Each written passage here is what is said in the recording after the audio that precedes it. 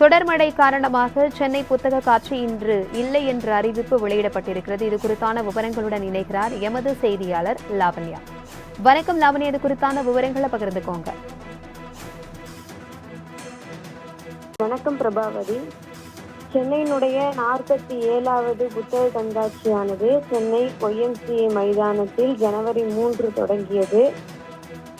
அமைச்சர் உதயநிதி ஸ்டாலின் சென்னை புத்தக கண்காட்சியை தொடங்கி வைத்து சிறப்புரை ஆற்றினார். அதன் பிறகு ஒரு 900க்கும் மேற்பட்ட அரங்குகள் அமைக்கப்பட்டிருந்த அந்த புத்தக கண்காட்சியானது ஒரு சீரும் சிறப்புடன் தொடங்கி நடைபெற்று வந்தது.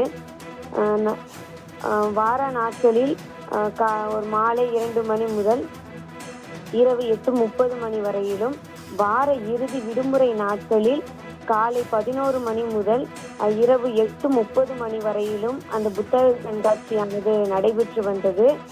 வாடிக்கையாளர்களை கவரும் விதமாக 10% தள்ளுபடியுடனும் அதே மாதிரியாக ரூபாய் 10 கட்டணத்துடனும் ஒரு குறைந்த கட்டணத்துடனுமே அந்த புத்தக கண்காட்சியானது நடைபெற்று வந்தது.